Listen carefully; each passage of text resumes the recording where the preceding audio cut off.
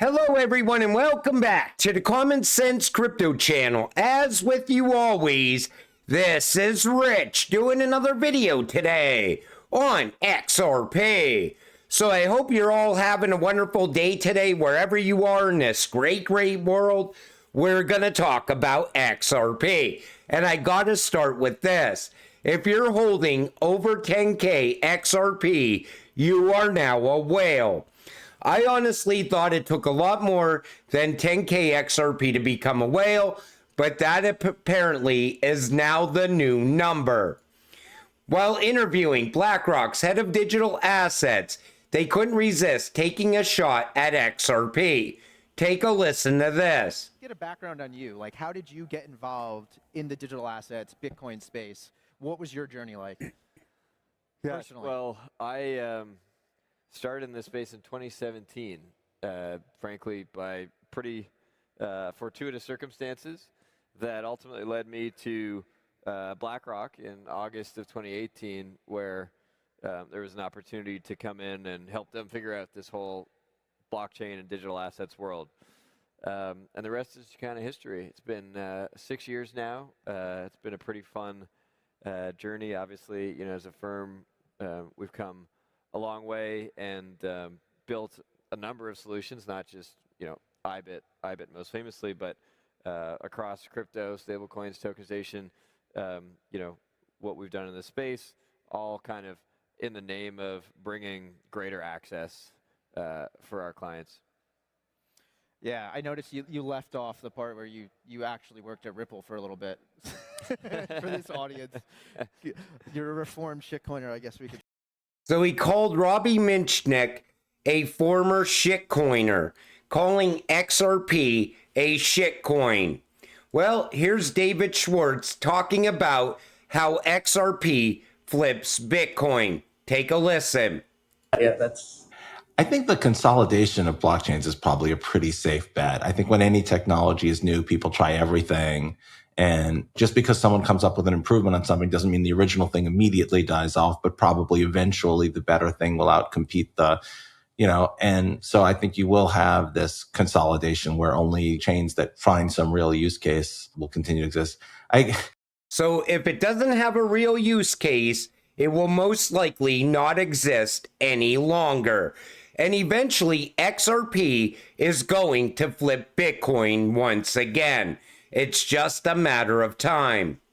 Payments Canada asking the question, how much liquidity would a liquidity saving mechanism save? Then they went and partnered with FNA and experimented with XRP to determine how much they can save. And this is coming at a time that Canada is also pushing their CBDC as well. Most likely they will work with Ripple and utilize XRP. HSBC Australia to block all payments to crypto exchanges. This also comes from Mr. Man. At least 6 big Australian banks have taken the same action. A trend, one industry executive says, is stripping Aussies of their financial rights to participate in the digital economy. Now, I know a lot of you are from Australia. So is this actually happening there? That's what I want to know. Put it in the comment section down below. But if this is happening, I bet other countries will follow this as well. They want to make sure that you're not investing in crypto. I'm surprised the US has not tried this already, to be honest. They want you putting your money in the banks. Remember, crypto has deep ties with the sharp swing in Silicon Valley with all those elites putting their money behind Trump.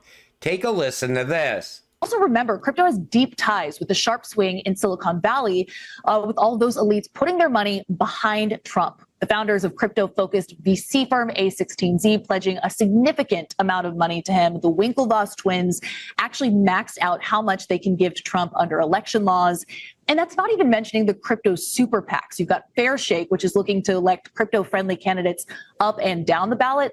It's raised more than $200 million, most of which can be traced back to a handful of companies, including Coinbase, Ripple, and Andreessen Horowitz, and the person planning this conference here in Nashville just last month in Mar-a-Lago promised to raise another $100 million for Trump. And I did reach out to him to ask how much they've raised of that $100 million. And they're putting a lot of money behind Trump coming from the crypto space because that's what we need.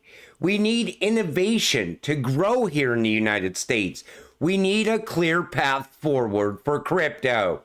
Breaking, Ripple CLO Stuart Alderoty donates 624,000 XRP to former U.S. President Donald Trump's presidential election campaign.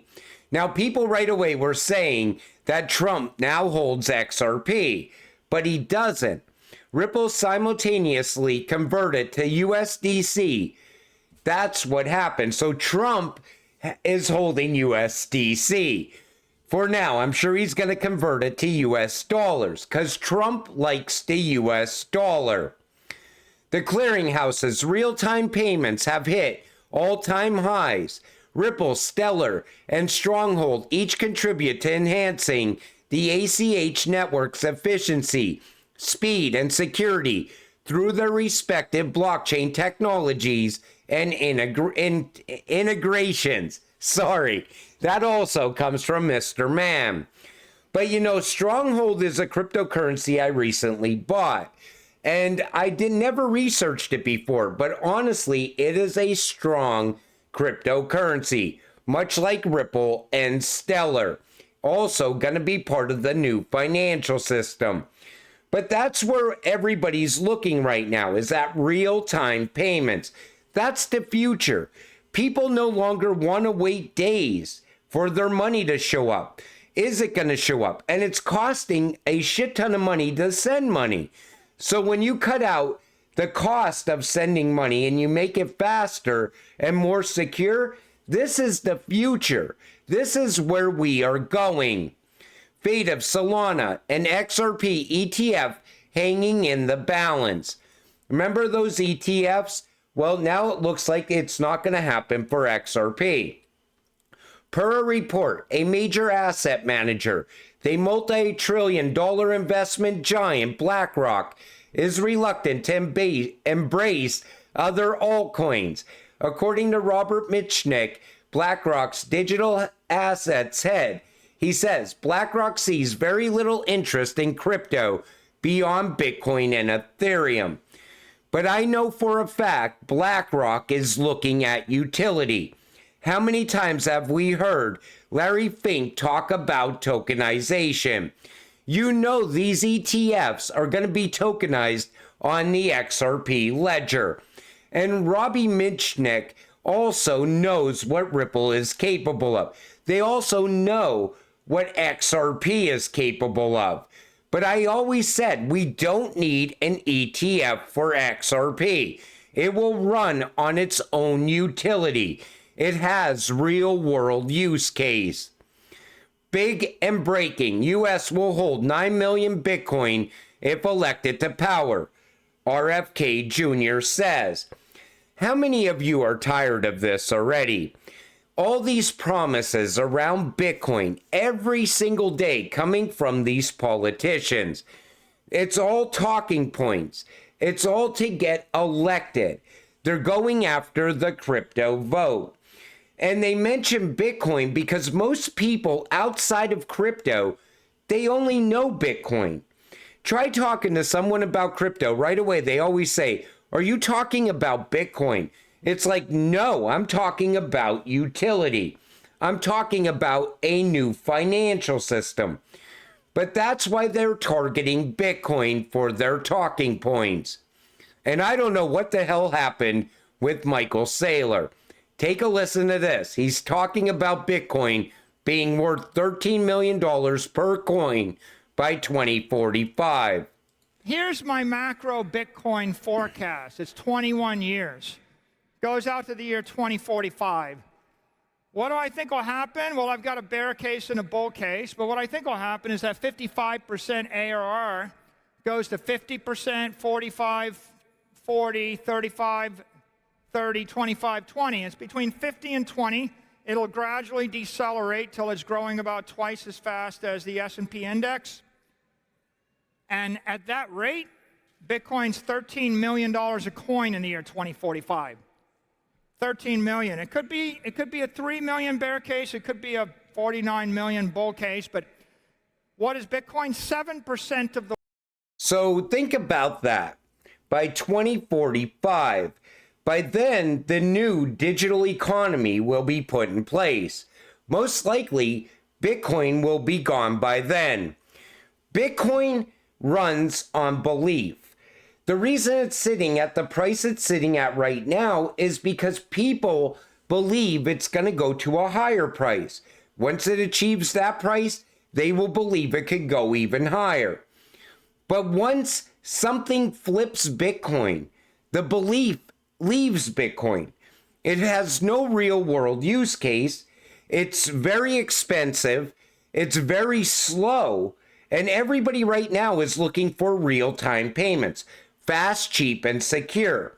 Bitcoin does not offer that. So once the belief ends, Bitcoin's value ends with it, is what I've been saying all along. Plus, we don't even know what's going to happen by the time we get to 2045. By then, things are going to look so much different. By then, CBDCs will be up and running in every single country, long before 2045. Most likely that will happen by 2030. We will also be living in a tokenized economy as well, where value's moving at the speed of light. Bitcoin just does not fit into that future. And I don't hate Bitcoin. My problem with it is this. There's no real value in it anymore. And now that we're where we're at right now with real world use case and utility about to kick in for a lot of these cryptocurrencies, I think Bitcoin is just going to become something of the past. But until it all happens, you got to stay patient, stay positive, and let's get rich together. With that said, I'm going to wrap up this video. I want to thank you all for watching. I appreciate all of you. I'll see you in the next one. Have a great night.